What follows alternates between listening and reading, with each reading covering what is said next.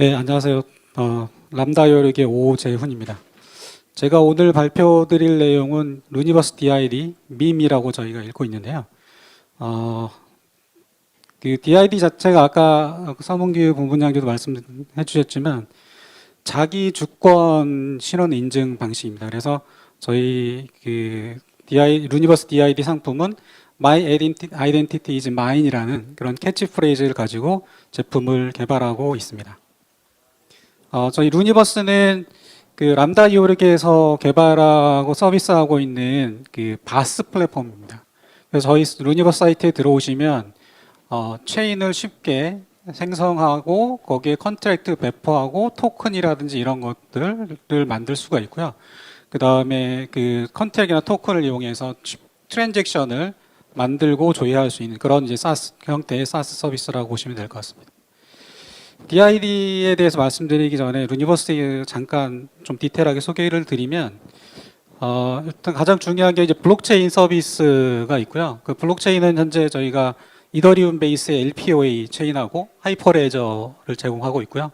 그 이외에 여러 가지 뭐 드랍스라든지 뭐 저런 사스를 위한 여러 가지 툴들을 제공하고 있고요.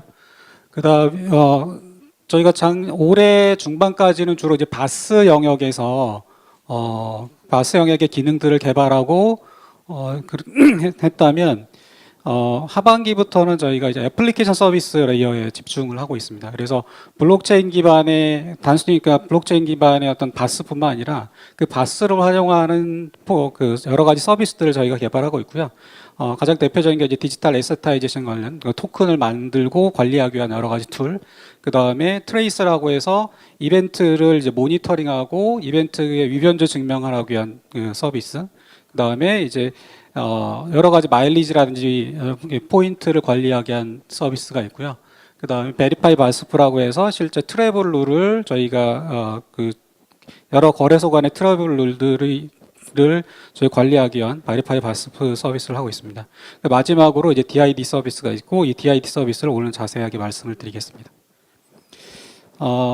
이 DID를 왜 해야 되냐 아까도 앞에서도 잠깐 설명을 드렸지만 기본적으로 이제 저희가 어떤 서비스, 온라인 서비스를 사용하기 위해서는 기본적으로 저희 정보를 그 제3자한테 제공해야 되는 그런 이슈가 있습니다. 그리고 그 제공하는 시점이 보통 서비스를 받을 시점이 아니라 서비스를 받기 전에 미리 다 이렇게 제공을 해야 되는 거죠. 보통 회원가입이라는 절차를 통해서 하게 되고요. 근데 DID에서는 그런 형태가 아니라 저희가 서비스를 받는 시점에 필요한 정보만을 골라서 그 사이트에 제공을 하면 그 서비스를 필요한 시점에 바로 받을 수 있다라는 게 제일 큰 장점입니다.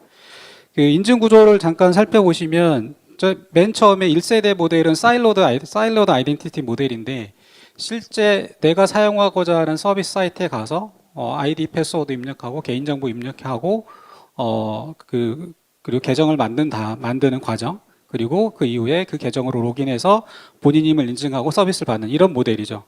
이런 모델에서는 일단 사이트들이 굉장히 개인정보를 굉장히 많이 요구를 하고요. 그런 문제가 있고 그러다 보니까 그 개인정보들이 이제 노출이 되거나 뭐 해킹 당하거나 했을 때 개인정보 유출 문제 이런 것들도 발생할 수가 있고요. 그리고 사이트들을 한 사람이 보통 요즘에는 수십 개, 수백 개씩 쓰잖아요. 그러면 이제 거기 아이디 패스워드 관리 문제, 그걸 기억하고 어떻게 관리해야 되냐 이런 문제들도 있을 수 있습니다. 그런 두 번째 문제를 해결하려고 나온 것이 이제 아이덴티 프로바이더 모델인데 아까 오오스 모델이라든지 이런 구글이나 뭐 카카오톡, 네이버 이런 모델이고요. 이런 모델에서는 개인 정보를 그 사이트에 입력하진 않지만 이 아이덴티티를 제공해주는 이 서비스, 구글이라면 구글 계정에다가 굉장히 많은 개인 정보들을 넣어야 됩니다.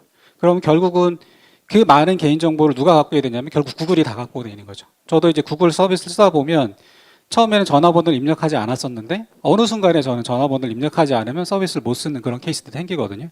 그럼 이제 입력하고 해야 되고, 그럼 구글은 저에 대해서 너무 많은 정보를 가지고 있는 그런 문제가 생기게 됩니다. 그래서 이 DID 같은 경우는 셀프 서버링 아이덴티티 모델인데 자기의 개인 정보를 어떤 사이트에 미리 제공하는 게 아니라 자기 단말, 자기가 갖고 있는 그 통제할 수 있는 디바이스에다가 자기 개인 정보들을 저장하고 관리하게 되고요. 서비스를 받기 위해서 필요한 시점에 회원가입 절차도 필요 없이 그 시점에 내가 원하는 정보, 그 사이트에서 필요한 정보들을 내가 제출할 수 있고, 그럼으로써 바로 서비스를 받을 수 있는 그런 장점이 있습니다. 그래서 DID가 사용자한테 주는 가치를 정리해보면 세 가지로 이렇게 요약할 수 있을 것 같아요. 일단 개인정보를 내가 내 단말에서만 가지고 있다가 서비스가 필요한 시점에만 제공하기 때문에 일단 개인정보를 그 실제 서비스 사이트에서 관리하는 그 필요성들이 굉장히 적어지고요. 그리고 만약에 이게 DID가 활성화가 된다면 결국 내가 제출한 서비스들이 통제가 되기 때문에 개인정보 노출에 대한 우려가 많이 경감이 됩니다. 그리고 편의성 증대는 어떤 측면이냐면 결국 내가 서비스를 쓰기 위해서 회원가입이라든지 이런 절차 없이 내가 필요한 시점에 필요할 때 필요한 정보만 내가 제출할 수 있기 때문에 굉장히 이제 편하게 할 수 있겠죠. 그리고 마지막으로 제일 중요한 게 이제 데이터 주권 확보인데, 내가 예를 들면 어떤 사이트에 가입했을 때 그 넣은 개인 정보들을 실제로 아무리 약관이 있다고 하지만 그 사이트에서 그 정보들을 어떻게 활용하는지 전혀 알 수가 없거든요.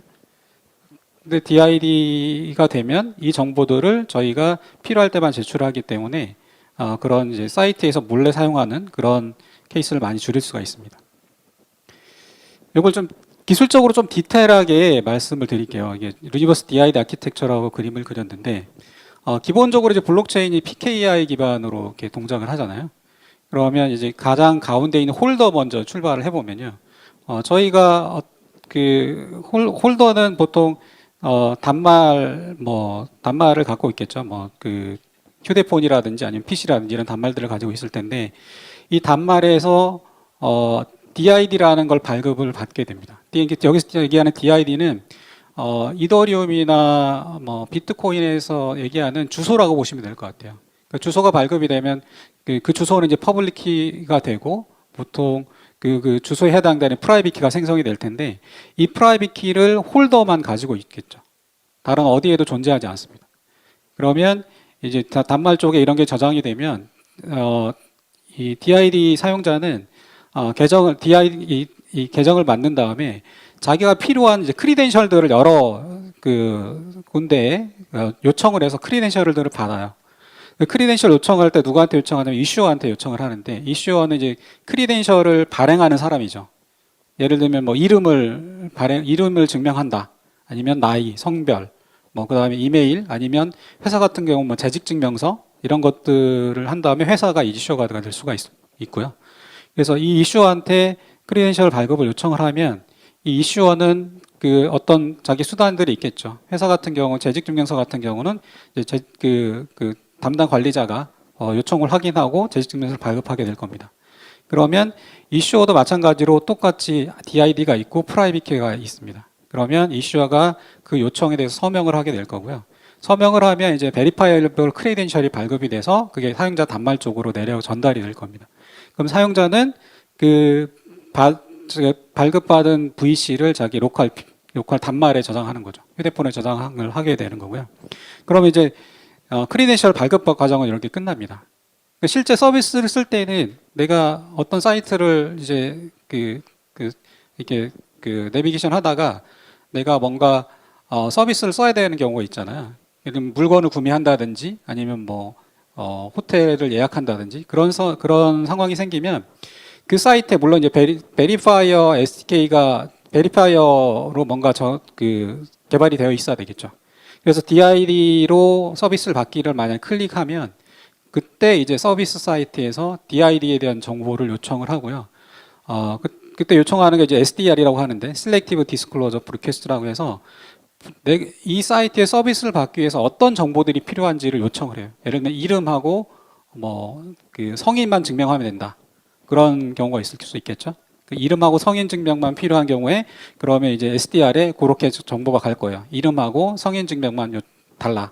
그러면 그 요청이 사용자 단말 쪽으로 내려갑니다. 그럼 사용자 단말 쪽으로 내려가면 사용자는 자기가 갖고 있는 그 크리덴셜 중에 그걸 선택을 해서 이걸 이제 그 베리파이한테 제출을 하게 됩니다. 이게 베리파이어한테 제출할 그 정보를 verifiable presentation이라고 하고요. 그러면 베리파이어는 자기가 받은 이제 verifiable presentation에 여러 이제 크리덴셜들이 있을 거거든요. 여러 크리덴셜들이 있을 텐데 이 크리덴셜을 블록체인을 통해서 검증을 하게 됩니다. 그러니까 검증을 할 때는 이 정보가 전달되는 과정이 다 서명 과정을 거치게 되고요. 그래서 메시지 서명한 사람이 실제로 제출한 사람이 맞는지를 검증하는 과정이 필요하고 그 VC를 해당 이슈어가 진짜 서명한 건지 이런 검증 과정을 거쳐서 밸리데이트하게 됩니다. 저희 지금 유니버스 DID에서는 이제 블록체인 레이어로 LPOA 체인을 쓰고 있고요. LPOA 체인 위에 이제 API들이 들어가서 API를 제공하는 이런 형태로 서비스를 제공하고 있습니다.